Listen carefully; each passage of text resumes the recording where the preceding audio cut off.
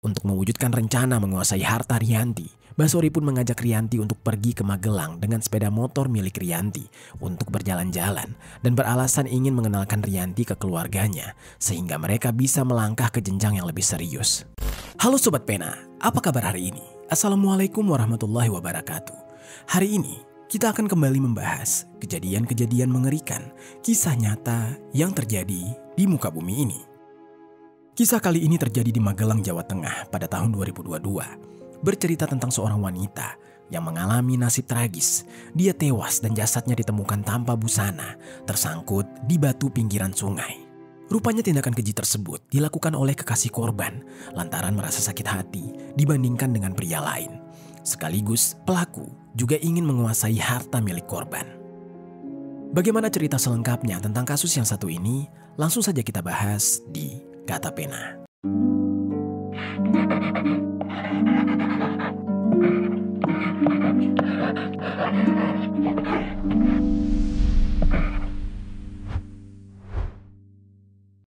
Kali ini kasus seseorang janda beranak dua di tangan pria yang dikenal melalui media sosial jadi pilihan kami. Sebelum kita mulai ke ceritanya, jangan lupa untuk subscribe channel ini dan bagikan video ini ke teman-teman kalian. Cerita ini dibuat berdasarkan berita yang sudah beredar dan diterbitkan oleh beberapa media publik yang aku sajikan dan aku rangkum dalam bentuk alur cerita. Kita mulai ceritanya. Jadi sobat, ada seorang pria berusia 41 tahun yang bernama M. Basori atau yang akrab disapa dengan nama Basori. Basori ini sudah menikah dengan wanita berinisial MDK. Dari pernikahannya tersebut, mereka sudah dikaruniai 2 orang anak. Namun mengenai identitas dan latar belakang keluarganya tidak banyak disebutkan secara lengkap. Basori bersama keluarga kecilnya tinggal di Desa Dawung, Tegalrejo, Kabupaten Magelang, Jawa Tengah. Untuk memenuhi kebutuhan hidupnya, Basori ini bekerja lepas sebagai kuli bangunan panggilan. Dan saat ini, Basori sedang bekerja jauh dari kotanya.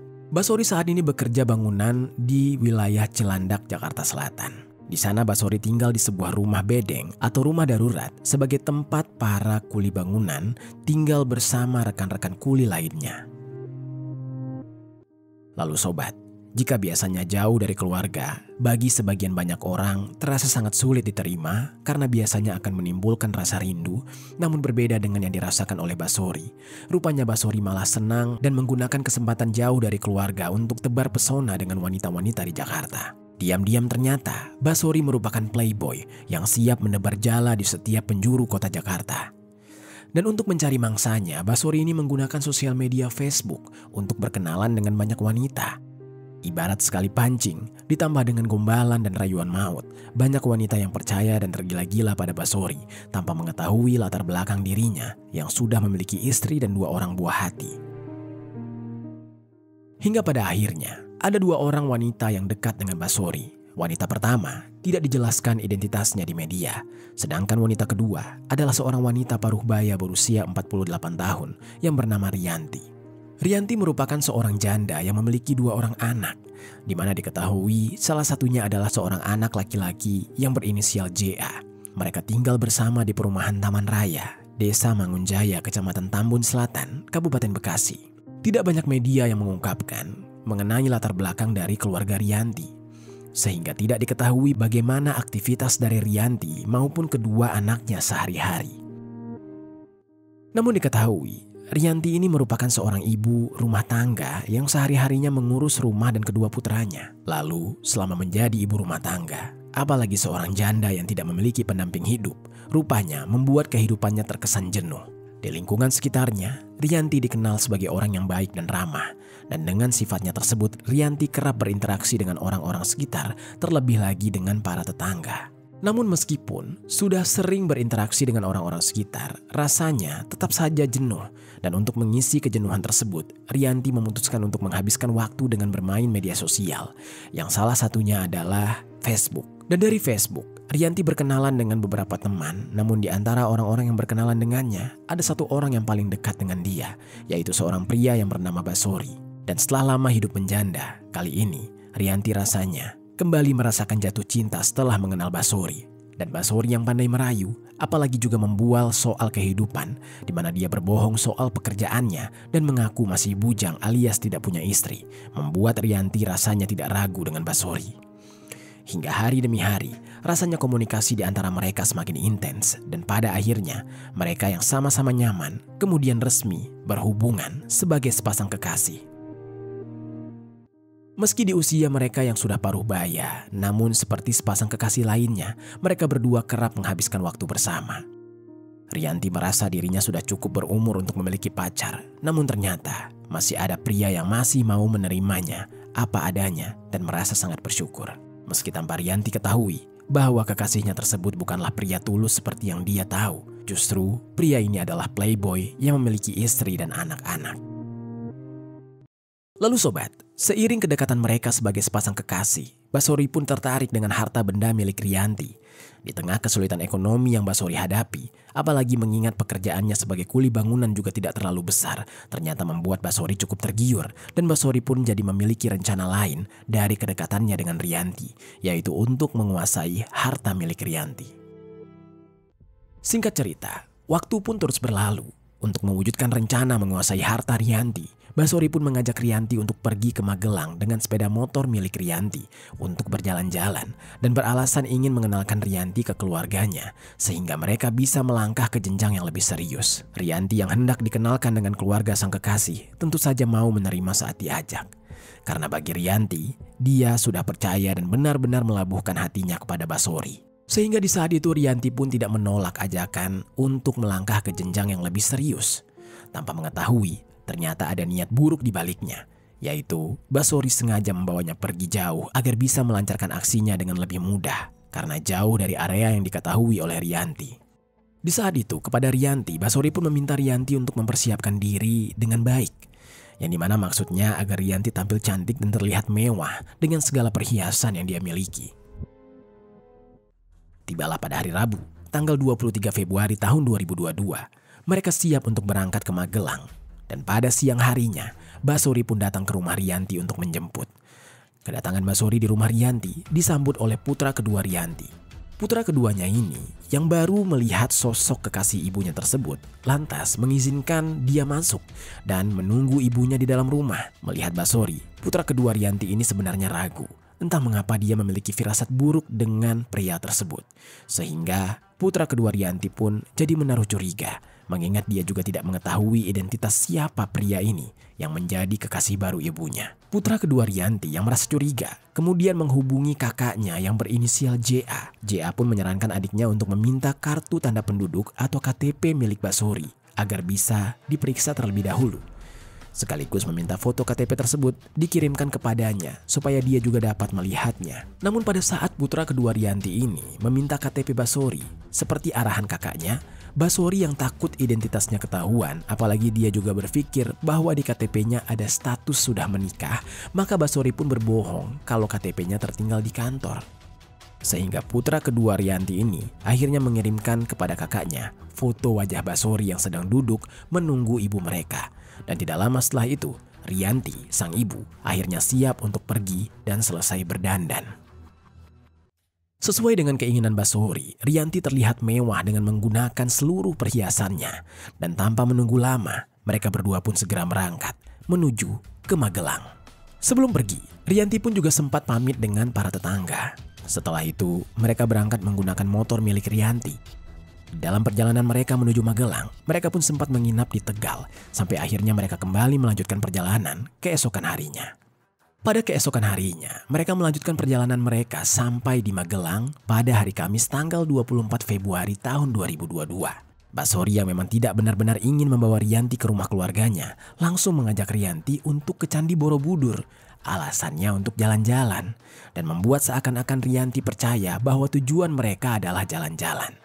Dan setelah dari Candi Borobudur, keduanya pun berencana menginap di sekitar candi tersebut, tepatnya di salah satu hotel yang ada di Secang, Magelang, Jawa Tengah.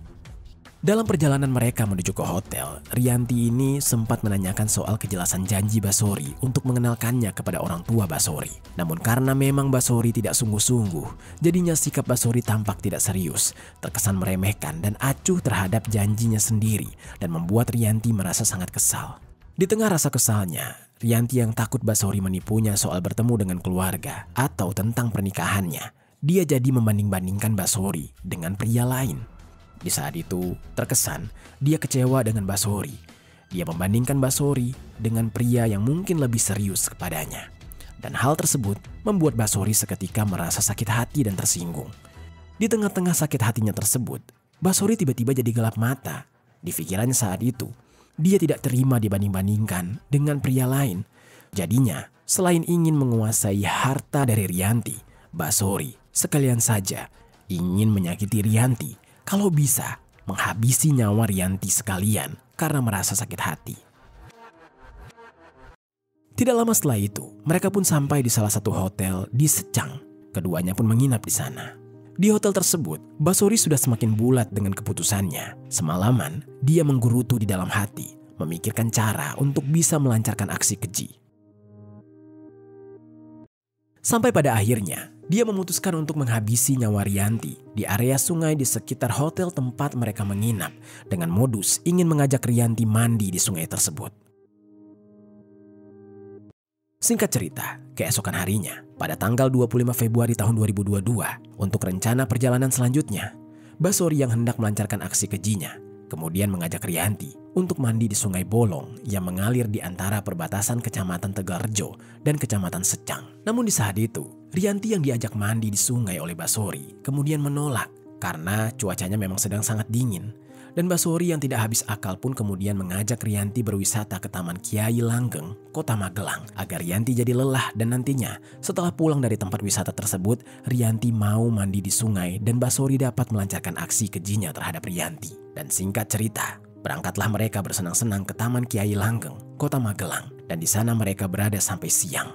Di siang hari setelah bersenang-senang dari Taman Kiai Langgeng Kota Magelang, seperti rencananya, Basori pun mengajak Rianti untuk kembali mandi di sungai. Sekarang mandi yuk, gerah nih, tadi pagi juga belum mandi. Kurang lebih begitulah bujuk Basori kepada Rianti. Dan Rianti yang merasa ucapan Basori ada benarnya juga. Akhirnya dia setuju saat diajak mandi ke sungai. Dan setelah menempuh perjalanan kurang lebih 12 menit, mereka berdua pun sampai di Sungai Bolong. Dan setelah memarkirkan sepeda motor, mereka berdua turun ke sungai. Basori di saat itu melihat Rianti melepas seluruh pakaiannya, termasuk mengamankan handphonenya serta perhiasannya. Kemudian Rianti pun menceburkan diri ke air. Di tengah-tengah saat Rianti mandi, Basori pun langsung menghampiri Rianti. Saat hendak menghampiri Rianti, Basori mengambil batu di sekitarnya. Kemudian, tanpa disadari oleh Rianti, Basori menghampirinya sambil membawa batu di tangannya. Dan dengan cepat, Basori langsung menghantam kepala belakang Rianti menggunakan batu tersebut dengan sangat kuat sebanyak 2 kali. Akibat dari pukulan batu tersebut, Rianti pun jatuh tidak sadarkan diri. Setelah melihat Rianti tidak sadarkan diri, Basori kemudian mendorong tubuh Rianti ke tengah-tengah sungai. Tubuh Rianti pun hanyut terbawa arus sungai hingga Rianti yang sekarat akhirnya tewas karena tidak bisa bernafas. Setelah itu, Basori bergegas mengambil pakaian Rianti dan ikut menghanyutkannya. Sementara perhiasan Rianti langsung diamankan oleh Basori. Kemudian, Basori pun melarikan diri membawa handphone, perhiasan, serta sepeda motor milik Rianti. Dia menganggap aksinya di saat itu sudah berhasil. Meski telah berbuat kejahatan, Basori di saat itu tetap berusaha tenang.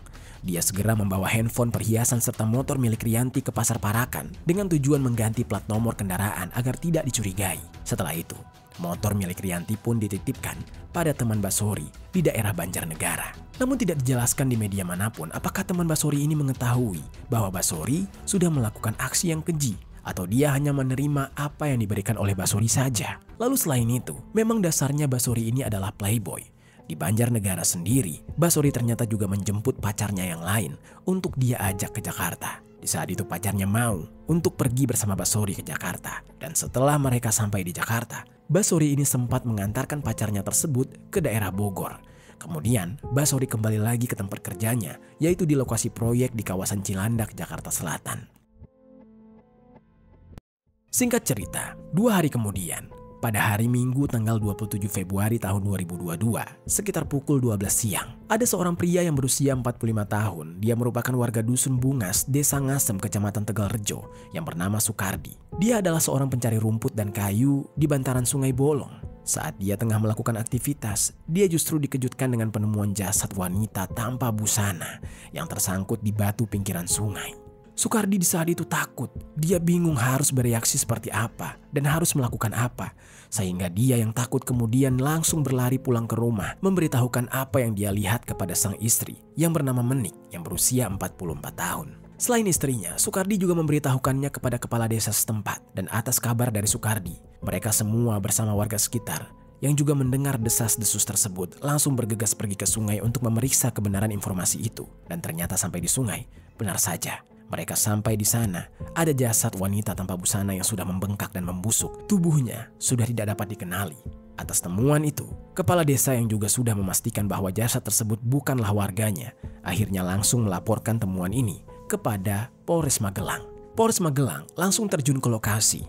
Di lokasi kejadian, polisi langsung melakukan olah TKP, kemudian membawa jasad wanita tanpa busana itu ke RSUD Muntilan untuk diotopsi. Dan berdasarkan hasil otopsi serta visum, di tubuh jasad tersebut terdapat luka di bagian kepala yang diduga akibat benda tumpul, dan ada luka sobek di bagian kepala sehingga mengakibatkan korban meninggal dunia.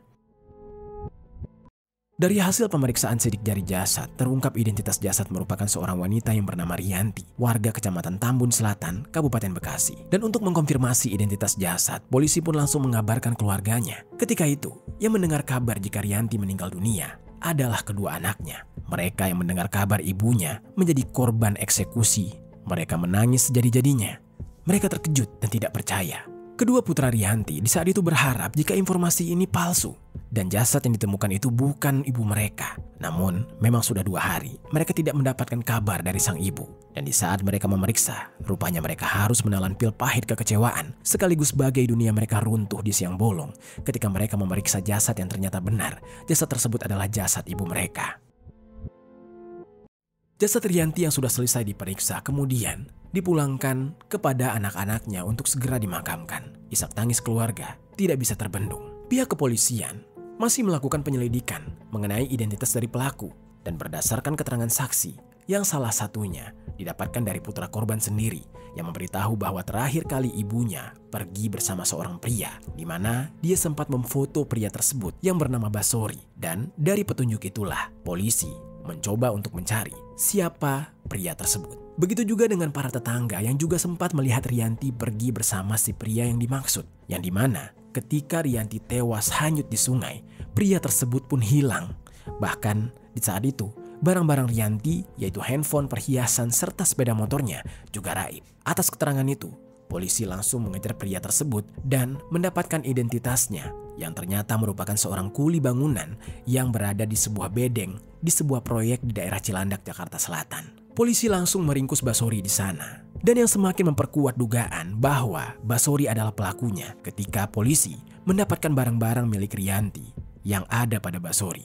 Ditemukan juga sepatu yang sama yang dipakai oleh Basori saat menjemput Rianti pada Rabu tanggal 23 Februari tahun 2022. Lalu kemudian polisi langsung membawanya bersamaan dengan barang bukti yang ada. Basori yang ditangkap langsung diperiksa dan dimintai keterangan. Pada polisi, Basori tidak bisa mengelak. Dia mengaku memang dia adalah pelaku di dalam kasus ini. Dia mengaku sampai tega menghabisi nyawa Rianti. Awalnya hanya karena kesal didesak untuk menikah siri. Sampai dia sempat dibanding-bandingkan dengan pria lain yang membuat Basori jadi sakit hati dan gelap mata. Namun keterangan tersebut dibantah oleh kedua putra Rianti yang sempat melihat ibu mereka pergi dengan memakai seluruh perhiasannya. Dan bahkan ibu mereka pergi dengan pria ini menggunakan sepeda motor ibunya. Jadi sangat tidak masuk akal jika ibunya yang memaksa Basori untuk menikah siri. Karena lebih masuk akal dan terlihat jika Basori lah yang menginginkan sang ibu. Dan pada akhirnya setelah didesak, Basori pun mengakui soal niatnya menghabisi nyawa Rianti karena ingin menguasai harta Rianti. Dan atas perbuatan kejinya, Basori pun dijerat dengan pasal penghilangan nyawa berencana atau penghilangan nyawa biasa, serta pencurian dengan kekerasan yang mengakibatkan seseorang meninggal dunia, sebagaimana diatur di dalam pasal 340 KUHP atau pasal 338 KUHP atau pasal 365 ayat 3 KUHP, dan Basori terancam hukuman mati. Anak-anak Rianti benar-benar menyesali apa yang terjadi. Andai saja mereka sedari awal mencegat dan menahan ibunya untuk pergi dengan Basori, mungkin semua kejadian ini tidak terjadi. Namun apa boleh buat, semuanya sudah takdir. Lalu sementara itu, istri dari Basori yang berinisial MDK, dia mendengar kabar atas perilaku Basori. Dia sangat terpukul. MDK tidak percaya jika suaminya bisa berbuat sekeji itu terhadap orang lain. Dan setelah kejadian tersebut, MDK mengaku malu. Begitupun dengan kedua anaknya yang jadi enggan ke sekolah karena malu dan takut diejek di sekolahnya. Meskipun perbuatan suaminya tersebut sangat kejam, MDK mengaku sebagai seorang muslim, dia sudah memaafkan perbuatan suaminya dan berharap suaminya tidak mengulangi perbuatannya itu dan bisa berubah menjadi lebih baik. Itu dia sobat, kisah dari Rianti yang dihabisi nyawanya oleh Basori, seorang pria playboy yang berprofesi sebagai kuli bangunan. Apa pelajaran yang bisa kita ambil dari kisah ini?